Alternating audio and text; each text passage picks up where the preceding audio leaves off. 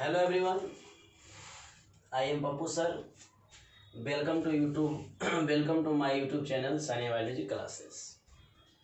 तो previous lecture में हम बताए थे ब्रेस्ट के बारे में, ममारी ग्लैंड, जिसे फेसबुक पर अपलोड किए थे, आप लोगों ने भी देखा होगा। और जो नहीं देखे वो कृपया करके उसे देख लें। और आज हम YouTube पर भी उसको डाल दिए हैं। दोनों जगह आप देख सकते हैं, एक जगह ऑप्शनल है। तो आज हम डिस्कस करने वाले हैं उसके नेक्स्ट टॉपिक, पुरुष प्रजनन तंत्र या नर प्रजनन तंत्र। इससे पहले जो भी चल रहा था आपका वो स्त्री प्रजनन तंत्र का सारा टॉपिक्स था, डायग्राम और बहुत सारे उसके जो ऑर्गन हैं उसका लेक्चर और फंक्शन सब आपको बताया गया। तो आज केवल मेल रिप्रोडक्टिव सिस्टम के बारे में चर्चा करेंगे, जिसे हिंदी में पुरुष या नर प्रजनन तंत्र कहा जाता है। मतलब ये हुआ कि पुरुष के शरीर में जितने भी प्रजनन अंग हैं, यानी पुरुष के शरीर में जो अंग केवल प्रजनन के लिए उत्तरदायी है, रिस्पॉन्सिबल है, वो सारे अंग को हम कंबाइंडली यानी कलेक्टिवली या सम्मिलित रूप से बोलते हैं पुरुष या नर प्रजनन तंत्र बोलते हैं। तो कहते हैं कि पुरुष प्रजनन या नर प्रजनन तंत्र के कितने पार्ट हैं? 3। टेस्टिस, एक्सेसरी डक्ट, 4 पार्ट है, टेस्टिस, एक्सेसरी डक्ट और ग्लैंड्स और एक्सटर्नल जेनिटेलिया।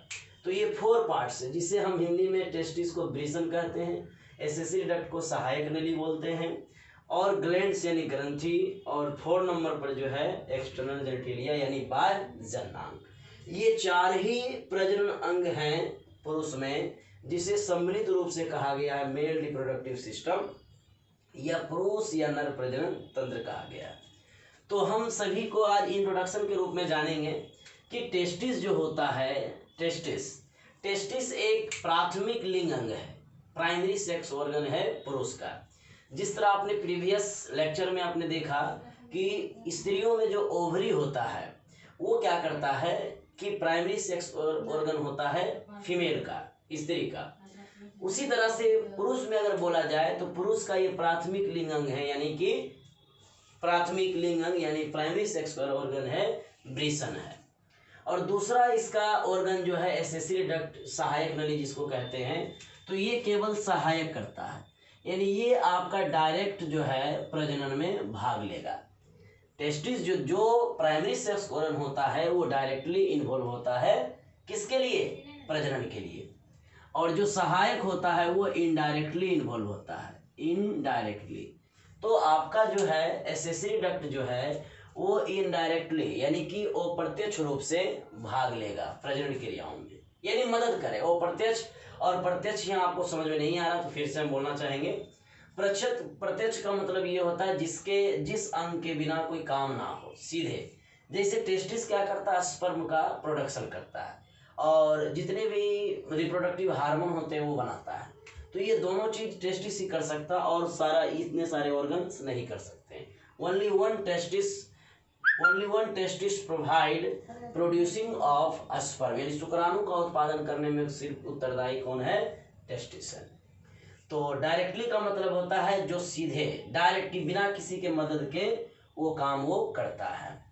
और सहायक नली का मतलब होता है कि एक्सेसरी डक्ट, सहायक नली, यानी कि जो स्पर्म है उसको बाहर करना, पेनिस तक लाना, या जो किसी को मदद करे, केवल वो खुद से वो काम नहीं करे, वो केवल उसके प्रति हेल्प करे, वो कहलाता है इनडायरेक्टली रूप से काम करना, यानी सहायक नली वो करेगा। कहते हैं सहायक नली के रूप में पुरुष में होते हैं रीड टेस्टिस, भास डिफरेंसिया, एपिडाइडिमिस, भास डिफरेंस, ये होते हैं। जिसे आप रीड टेस्टिस को अपने जाल ब्रिसन के नाम से हिंदी में जानने होंगे। भाषा डिफरेंसिया को हम भाषा डिफरेंसिया ही कहते हैं, अंग्रेजी नाम ही है। एपिडाइडिमिस ये आपका एपिडाइडिमिस ही होगा। भास डिफरेंस ये आपका भाषा डिफरेंस कहलाएगा, भास डिफरेंस होगा, भाषा नहीं। तो कहते हैं कि ये चारों पार्ट जो है वो एक्सेसरी डक्ट के रूप में रहता है, यानी बोला जाए कि ये सभी क्या है? एक नली है। ये सभी क्या है? एक नली है जो क्या करता है? स्पर्म का कंडक्शन करता है, यानी स्पर्म को टेस्टिस से क्या करता है? लेकर के दूसरे अंगों में पेनिस तक पहुंचाता है। तो पहुंचाने का काम जो करता है वो सहायक कहलाएगा, जो केवल मदद करता है वो सहायक होगा। तो आपका ये जो चारों पार्ट है, ए से लेकर के डी तक, ये सभी क्या है? एक्सेसरी वर्क करता है, यानी एक्सेसरी काम करता है। इसलिए इसको कहा गया सम्मिलित रूप से सहायक नली, जो इनडायरेक्टली काम करेगा और जो प्राइमरी सेक्स ऑर्गन होगा वो डायरेक्टली काम करेगा। ओके, अगला है ग्लैंड्स। ग्लैंड्स यानी कि ग्रंथि। कहते हैं कि हमारे शरीर में तो बहुत सारे ग्लैंड्स होते हैं। 11th में आपको बताए थे इंडोक्राइन ग्लैंड्स होते हैं, एक्सोक्राइन होते हैं, एम्फीक्राइन होते हैं। बस उसी तरह से उसी के रूप में पुरुष में प्रजनन यानी रिप्रोडक्टिव सिस्टम से रिलेटेड जो ऑर्गन्स पाए जाते हैं, जो ग्लैंड्स का नेचर जिसमें होता है, उसे हम कह देते हैं रिप्रोडक्टिव ग्लैंड्स, जो कि कॉपर ग्लैंड और प्रोस्टेट ग्लैंड के रूप में पाया जाता है। कॉपर ग्लैंड और प्रोस्टेट ग्लैंड ये दो ग्रंथि होती है पुरुष में, जो क्या करता है रिप्रोडक्शन के समय हेल्प करता है। वो क्या हेल्प करता है वो नेक्स्ट लेक्चर में हम आपका डिटेल पूरा बताएंगे फंक्शन और डेफिनेशन के साथ। एक फोर्थ ऑर्गन है लास्ट, एक्सटर्नल जेनिटेलिया, जिसे बोलते हैं बाह्य जननांग। आपने स्त्री प्रजनन तंत्र में भी हम आपको बताए थे कि स्त्री में जो बाह्य जननांग होते हैं, जिसमें भलवा होता है, ये labia majora, labia minora, labia major जिसको कहते हैं, फोरकिटी, ये बहुत सारे पार्ट्स होते हैं। उसी तरह से वहाँ पर जो एक्सटर्नल जेनिटेलिया था उसका दूसरा नाम था, क्या चीज वहाँ था, भलवा स्त्रियों में। लेकिन यह एक्सटर्नल जेनिटेलिया के रूप में क्या पाया जाता है पुरुष में, पेनिस पाया जाता है, जिसको हम कहते हैं शिश्न, जिसको हिंदी में क्या बोलते हैं, शिश्न। तो ये हो गया पेनिस, जिसको शिश्न बोलते हैं, और जिसे एक्सटर्नल जेनिटेलिया के रूप में कहा जाता है। एक्सटर्नल जेनिटेलिया का मतलब क्या होता है, बाह्य जननांग। आपको यही पता चलता होगा, बाह्य का मतलब होता है बाहर, शरीर के अंदर नहीं, वो बाहर। तो कहते हैं कि जो अंग शरीर के अंदर दिखाई दे और वो प्रजनन करे, जो अंग शरीर के अंदर दिखाई दे, बाहर दिखाई दे, जो शरीर के बाहर दिखाई दे और वो प्रजनन करे, उसे हम कहते हैं बाह्य जननांग।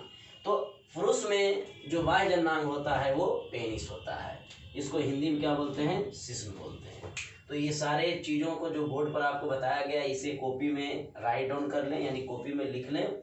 और आपको सीरियल नंबर से चल रहा है, topic by topic serial number से चल रहा है, तो आप एक कॉपी जिस तरह चैप्टर 3 का चल रहा है तो उसमें आप उतारते चले जाइएगा। और नेक्स्ट लेक्चर में हम मेल रिप्रोडक्टिव सिस्टम का डायग्राम शो करेंगे। तो जो भी हमारे द्वारा दिया गया लेक्चर है उसे आप शेयर और लाइक जरूर करें, और जो सब्सक्राइब नहीं किए हैं कृपया वो सब्सक्राइब कर लें मेरे चैनल को। फिर से मैं एक बार बोलना चाहूँगा कि मेरा चैनल का नाम है सानिया बायोलॉजी क्लासेस। आप उसे प्लीज़ जल्द से जल्द सब्सक्राइब करें और सारे वीडियो का आनंद लें, और वो काफ़ी आपके लिए सहायक होगा। नीट, एम्स और CBSE, बिहार बोर्ड, ICSE सभी बोर्ड के लिए काफ़ी इम्पोर्टेंट हमारे द्वारा दिया गया लेक्चर है। And thank you. Next lecture के लिए आप वेट कीजिएगा।